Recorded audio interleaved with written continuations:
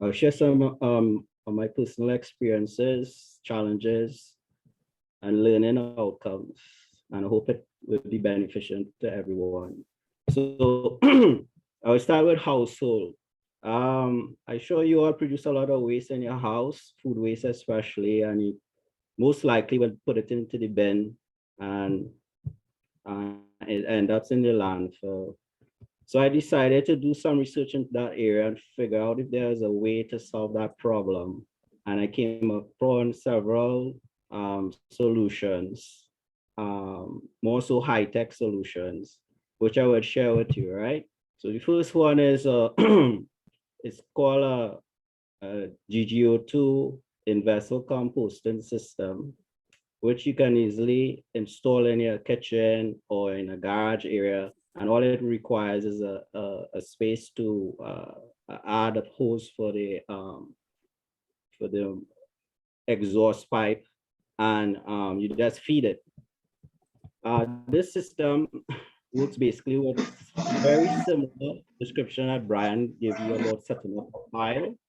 However, it requires some bioengineering, which has to do with the extraction of a microbe from a volcanic environment, which was engineered into sawdust, and it can only function once it's in that vessel system and it's fed with organic waste material. And the conditions that Brian has described, the moisture, the heat, and the air, all comes alive with the microbe. The fascinating thing about this technology, within 24 hours to 48 hours, it transformed the waste material into this image you see here, which is like a pulverized material, what you call raw compost. And that raw compost has nutrient value, but it also has a high level of salt. So you can't use it immediately as part of your input for your gardening or crop production. So which means you have to have some understanding of the material and how to further develop the material, right? So what it requires is for you to um, use it as part of a composting method, which are going to further with the thermophilic composting. Sorry a bit, Mario. Persons are having a bit of a challenge hearing you. If you could speak a little louder, please. Thank you. Okay, sorry. Yeah, so the machine, the composter, it processes the material similar to how Brian described a compost pile. The difference is that it's designed using a microbe that was embedded into sawdust, which was extracted from a volcanic environment. For the microbes to come alive, you need to feed it with the organic waste material, primarily food waste, any type of food waste.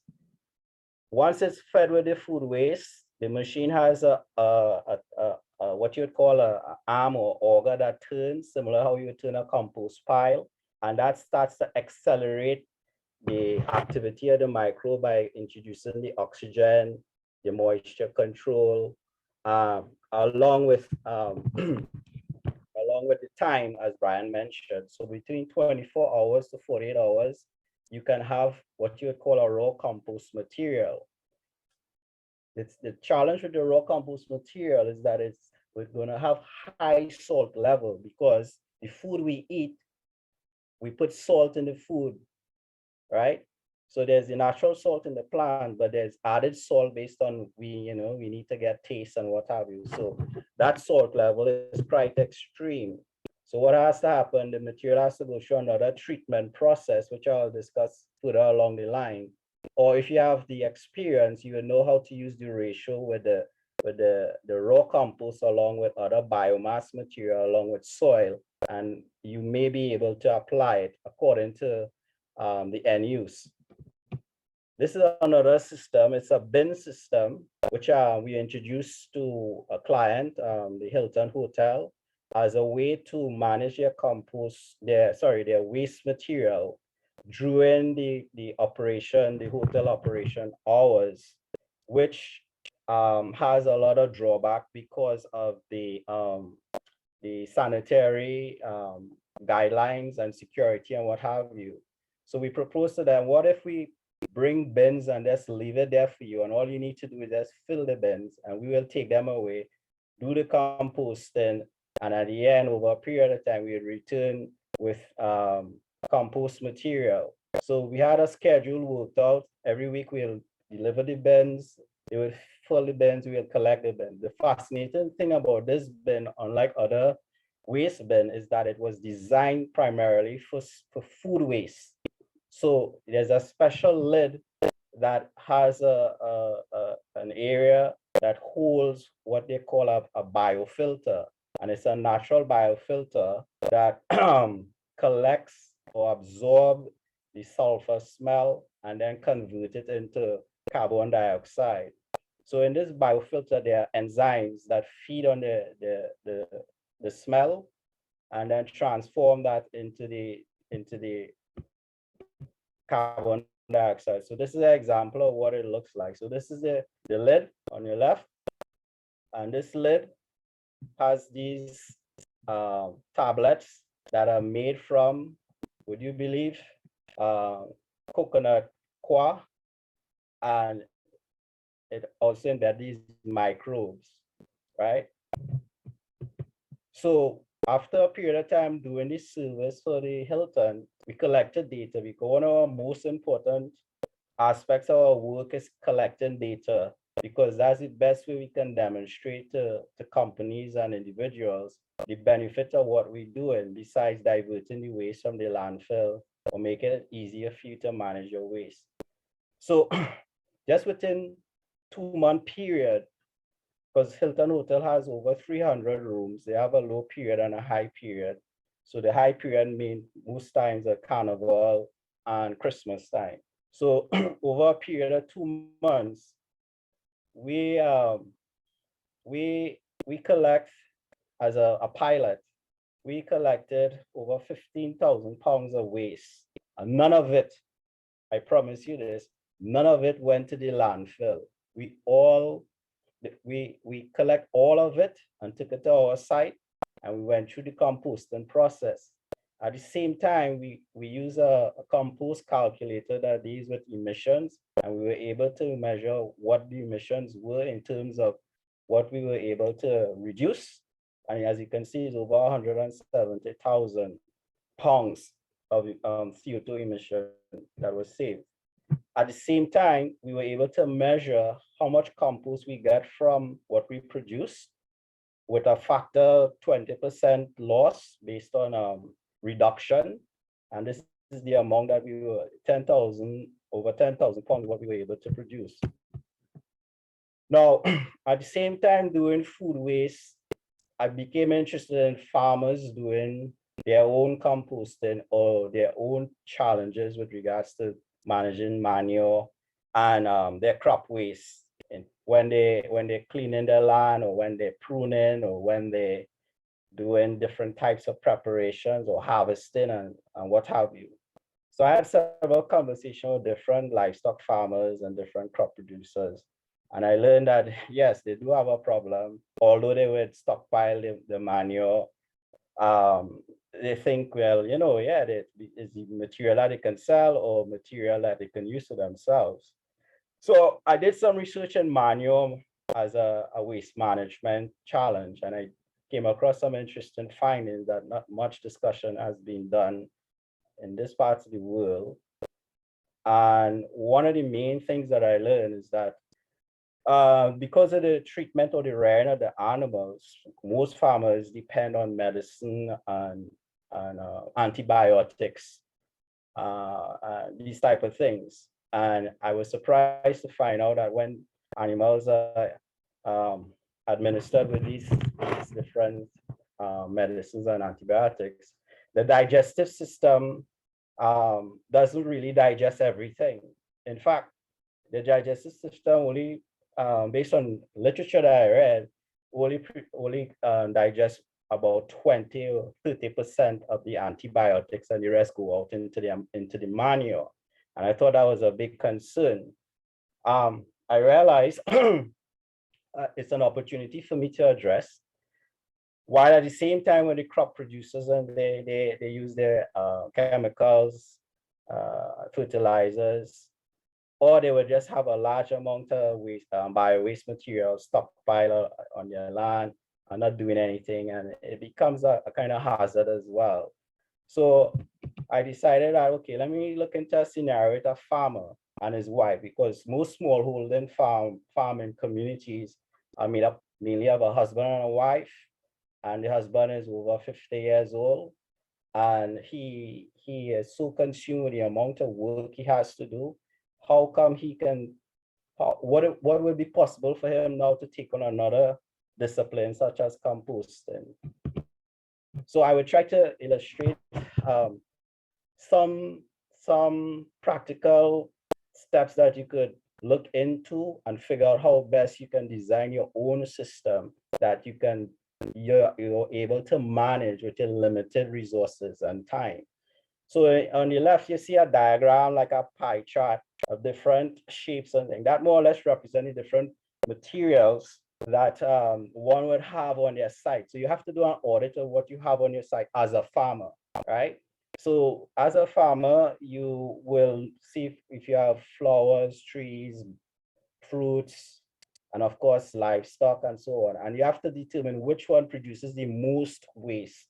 So you have to decide, okay, if that produces the most waste, as Brian mentioned, is it carbon or is it nitrogen? Is it wet or is it dry? So you have to figure out, okay, if that is, for example, wet as in manure, how you would best treat with it as a composting ingredient. And on the right, I will show you a compost pile. In terms of the size is very important because it depends on the material types, the quantity of the material, the particle size, as Brian mentioned, and of course the homogeneous treatment of the material before the pile is made up. So you have to understand these different variables. So a lot of observation is required in light of designing a compost pile that functions really well. And it's not going to happen at the first time. It's something you have to continuously do it. But some of the indicators you can look for if your pile is functioning healthy is pay attention to the what you call the mycelium that you would see. You would see some weird white looking thing on your pile, and you might think that is a disease or some kind of strange thing. That is a very good indicator that the pile is healthy. If you don't see that, you know your pile isn't healthy. Another thing you look for, or you try to figure out, is if there's a nice little earthy smell that's happening during the process, as Brian described, a sweet smell, that indicates that your pile is healthy. But if the smell isn't sweet and it smells like socks, then you know that's a problem. And of course, the moisture of the pile in terms of you taking it and you touching it, because a lot of thing about the most important thing for me about composting is touching, feeling, smelling, looking. Don't stand from a distance and measure and think everything is working, because it's not going to work like that. You have to engage the material. Now, if a farmer say, yes, I want to do it, but what is the benefit besides me managing the waste or I getting something for myself? What if I can turn this into some kind of business model? And I have here a basic formula that we developed over time by collecting data, measuring productivity, and all the other requirements to make a compost at the end. So of course you would want to know how much you could pay yourself an hour, what does the daily rate look like? And of course, you have to have measuring systems so you can be as accurate as possible when you're building the compost pile. And at the end, you get the end product that you want. And it all depends on the type of material. So I'm not going to get into the material, but I'm providing you with a baseline kind of thought about whatever material you're working with, this is something to help guide you. So we work with a wheelbarrow, and we know with the wheelbarrow, the measurements will be accurate. So we say one wheelbarrow fuller material is three cubic feet. Okay, we want to build a pile, and as I said, the pile has to be a certain size, and we realize to get that size, we need 20 barrels of the material, and this is the material combined as in organic, nitrogen and carbon material. So I can't differentiate the ratio for you because it all depends on what it is you're working with, right? So with the 20 barrels, you get 60 cubic feet, which would give you one pile. With that one pile now, you can then calculate how much you could sell 1 cubic foot for, with a loss factor between 20 and 50%. Now I'd say 20 and 50%, it could be more than 50% because it depends on it. There's this big craze of using sargassum seaweed as a compost material. And I could tell you, you're quite surprised how that thing shrinks when you compost it. You could bring a whole truck through and it could end up like a pickup. So you have to understand, depending on the type of material you're using, there's a loss factor. And as Brian mentioned earlier, you'd have to consider bulking agents. And when that comes into play, the end product may change accordingly with the nutrient value and these type of things. So the end product has to go through several investigations. The end product has to first look like or feel like soil. So it's not actually soil, but it looks like, it feels like soil. After the period of time, which is like 3 months for maturity, or if you are able to, you can use it before 3 months, but you have to know what you're applying it to and for, and I can discuss that later, right? But the end product has to look like, feel like soil, has to have a certain kind of, I don't know, smell, but not really. It just need to feel comfortable in your hand, not sticking, not feeling, that, it makes you squinge or what have you. It has to feel and look like soil.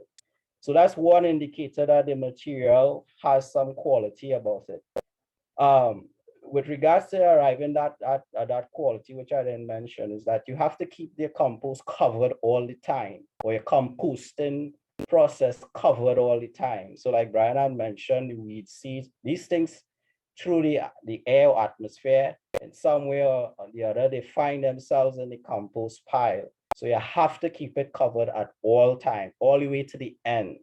You have to make sure that the environment that your piles are located is not exposed to extreme sun, and is not exposed to water draining off from some part of your building, or when rainfall, it's in a sink, and then all the water goes there.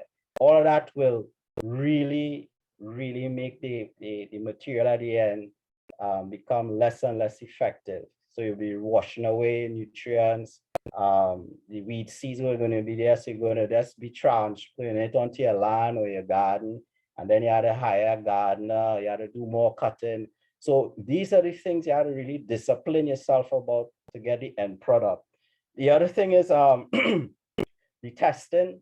So basically, Brian had highlighted it. I'll just go through it quickly. You must test the compost at the end to see if it is effective in terms of, does the seed germinate within 3 days, 6 days, a week, depending on what seed it is. Does the plant look stable, like strong stem, nice green leaves?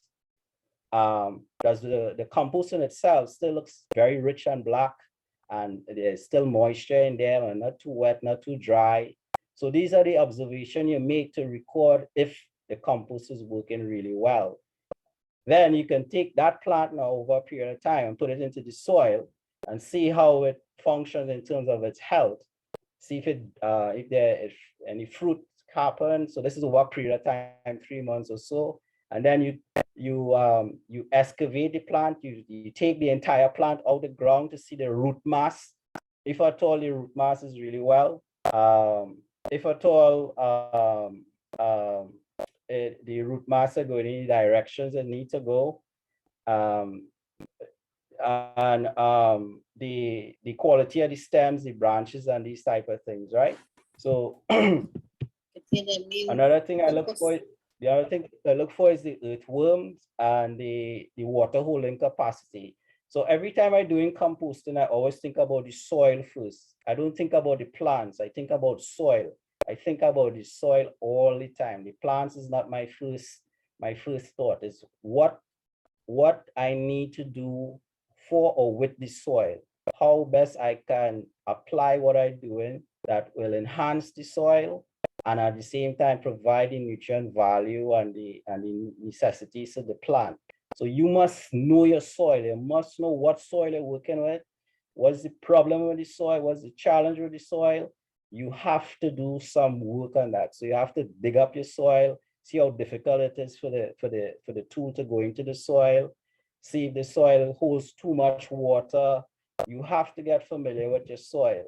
So with the water holding capacity, you have to look at how much moisture remains in the compost or remain in the area where you put your compost, as well as how much water is being drained as well. These are important things that you have to understand with compost. You want moisture, you want water, you don't want too much, you don't want too little, but you want enough. And of course, with all of these things you're doing, you tackling the whole question around CO2 emissions with regards to the bigger picture, climate change and what's happening. So the takeaway for me, I hope you all will agree, is that you must know a lot about your material in terms of how much liquid or moisture it has. So to come to focus on your nitrogen and carbon. You also have to know how much moisture or liquid is in your composting system that you designed for building your piles and processing. Along with that, you have to understand if there's not enough air, the microbes wouldn't heat up. Along with if you don't have the proper mix with the nitrogen and dry and the wet, the microbes will become docile and they wouldn't populate. And of course, everything you're doing with compost requires time. So you have to have time to prepare the material, time to set up the pile, time for processing, time for recording and measuring, and time for maturing and application. And most of all, invest in a tool as a thermometer to test the temperature level so you know if your pile is healthy. Like I said earlier, you look at the microbe, I'm sorry, the mycelium or the fungus or anything, but the more importantly, you have to look at you have to measure the temperature, which Brian had highlighted earlier, between 55 and 65 degrees Celsius over a period of 3 days consecutively. And then you can then turn your pile once per week after that. You don't have to turn your pile every 3 days. This is not necessary. You need to let the pile go through its natural system as much as possible. And then you come in and then you add the turning to give the aeration for the microbes. And what happened as time go along, as the compost heats up, it has to go through the mesophilic cycle, which the microbes begins to die out and it's cooling down, but another type of microbes come in there that would continue finishing the work towards the stabilizing in the compost, which you would have to use at the end.